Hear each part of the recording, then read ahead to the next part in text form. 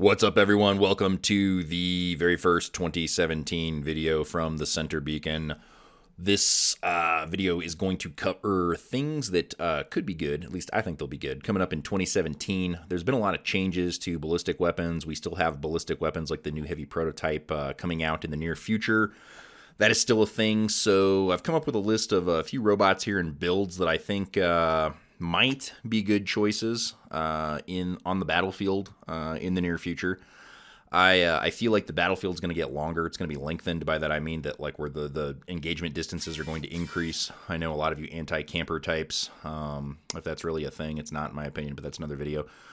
I don't like it, but I think it's kind of here to stay. It's an organic part of the game. And so we're going to talk about some bots here in this first build. We're looking at the Raijin. What I like about this thing is it has a big old metal shield in the front of it. You can see here I'm eating some fire already. There across the way is, I think it's like a Natasha. He might have KWKs or Kang Days or something, but I'm liking this physical shield because we've got Malot improvements. We have Punisher improvements. A lot of people are starting to pick up on how good KWKs, or Quicks as they're called, can be. Here I am eating 2 more rounds, and you can see all he's doing is scratching the paint and kind of, letting me know where he's at. Jumping forward in this clip, just kind of showing you the capabilities. These are low-level trebuchets. These are like level 9, but you can see I can still take guys out. And so I think that Raijin trebuchet build could be pretty good coming up. So now we're going to take a look at another robot. Oh my goodness, it's the Natasha. That's right, the Natty. Pardon the graphics, I didn't have the models for the new heavy prototype weapons, so you can see I just did some text there. But Malots and 2 heavy prototypes on this bad boy. This guy has, pretty good firepower, and reload overlap is usually, it may not be on this one, but it was on one of the setups I did. There's an overlap where you've got one set of weapon systems are still firing while the other's reloading. So it may not have it in this video. It might have been on the Leo. But I found that the Malot's really nice complements to the heavy prototypes. You can see the damage I'm doing there to that guy. Putting him down. Kind of, I can do a reload here and I'll start to work on this guy. But this is test server footage, obviously, because these things haven't hit live yet. But this is basically, these are examples of what could be good coming up. And I was really enjoying these on test. You can see, I think that's a Fury, and he has 3 of the prototypes on there. And just, pretty good damage output, really nice range. That 800-meter range, I think, is, it's the 800 meters is the new 600 meters here coming up pretty soon. So we're going to take a look at another build real quick. The Fujin robot. Now, you can see I put in parentheses there, 121,000 and a half shield hit points. They're increasing it here shortly on live. So I think this robot is going to be even better than before. You can throw some Malot Ts on this bad boy. And I like the shield regeneration and increased capacity. It's a deeper pool of hit points now. I'm liking it as kind of like counter trident duty. That shield's going to soak up some of the splash, and if you're running the Malots, you're going to have a range advantage over those pesky tridents that we all love to hate, but we're really just jealous of because they're so amazing. Don't get mad at me. I say things like that all the time. So I think this guy could be pretty solid. You can see here, I'm putting some hate down on that guy. The reload's not too bad on these things.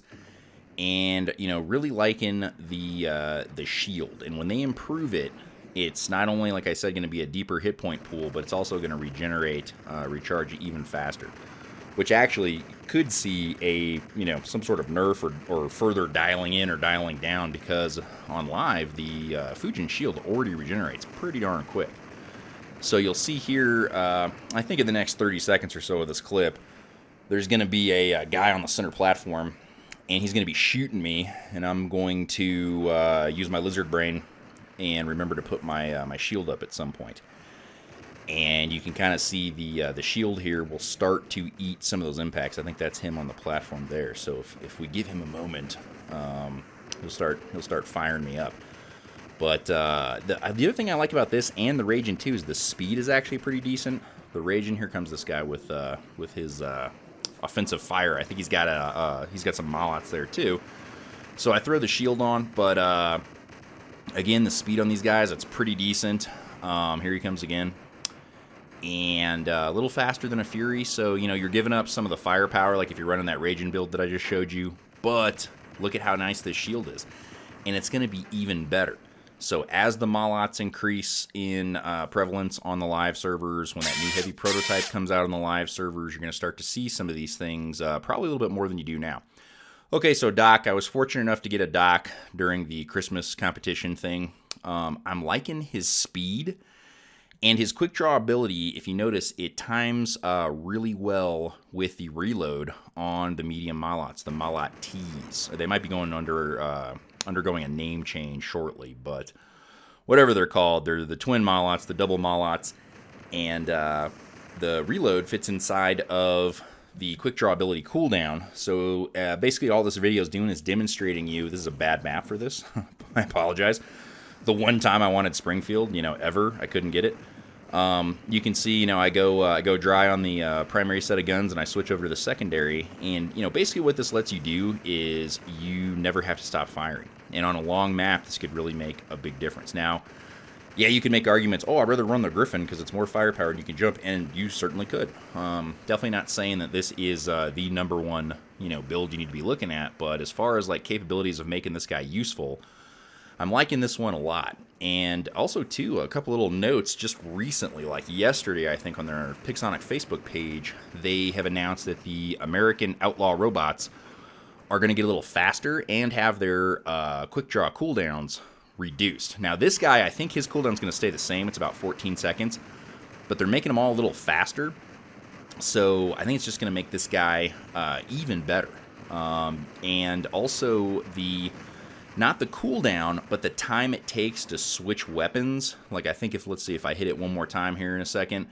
The time that it takes to switch weapons, they've announced, is also going to be reduced. So instead of that kind of like slow, like, you know, the guns flip over the top, it's going to be reduced down. I think they said like a half second, so it should be even quicker to get the fresh set of guns up on the target. So these are low-level Malots. I had the little graphic popped up there and showed you, but they're like level 6, so you can't expect too much from these things. But I think, you know, I have a buddy in my clan, and he runs a Malot Griffin, and his Malots are maxed, and that thing is a real pain in the butt, if you know what I'm saying. It can really help push back the Trident Fury, you know, just virus, you know, that's out there on the live servers right now, which, don't get me wrong, I love the thing. A lot of people don't. We're going to look at the Gareth real quick. I'm really liking this little guy, and you can see there, 64 kilometers an hour is going to be the updated speed, assuming they don't change anything. But this is what they've announced, that this thing's going to be even faster. So this is also test server footage. So this guy's rocking at 64 kilometers an hour right now, and he is super quick.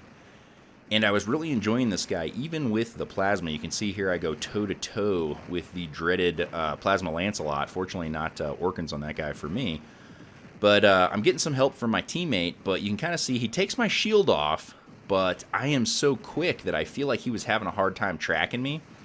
And, you know, I don't have much bot left, but we were able to take that guy out, and I actually took this beacon, which at the time that I filmed this, I was amazed, this little sucker, because this thing at level 12, you know, it feels like he has about 8 hit points, like in total, at level 12. But he actually had, you know, enough gumption, enough chutzpah, you know, I'm not sure, is that a bad word in Yiddish? I'm not sure. If I have any Jewish viewers, please let me know if I just swore in Yiddish, but I don't think I did.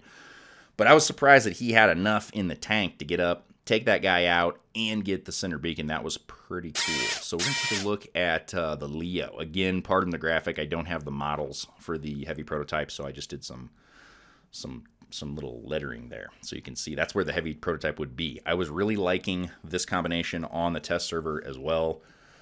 We're going to be getting some more test servers coming up too, so if they've changed anything or when the heavy prototype comes back, I will of course have some videos on that. But this guy is getting an additional 20,000 hit points. Now, not here on this footage, he doesn't have that, but on live coming up, he will.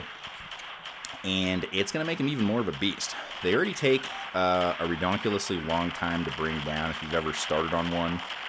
With basically any weapon system you have, it takes forever to chew these things down because they have a boatload of hit points, I think second only to the Raijin.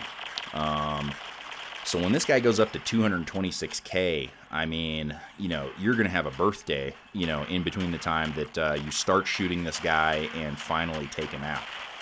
I don't know why. I don't know what it is, but I was loving this setup on the test server, and I think when this goes live, it's going to be amazing, especially because the Molots have been buffed along with the Punishers. And in whatever form this heavy prototype ends up taking, when it comes to live, I think it's going to be amazing. And you can see there's my, you know, there's what I'm making this video for. There's another Fury. You know, live is everybody and their brother has like 3 maxed Furies with like Tridents or, you know, Trebuchets or something, Zeus's. You know, Trebuchet, he's still going to have the distance. He's going to have the range on you. But on a lot of maps, he may not even be able to get that far away from you.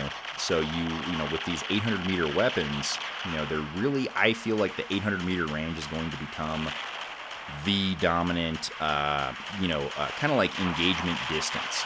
And I'm loving what the new Molots are doing on live, and when the new prototype hits, I think it's going to be a really great setup. So those were some of my favorite setups coming up for 2017. That's going to do it for this video, just giving you a little bit of a preview.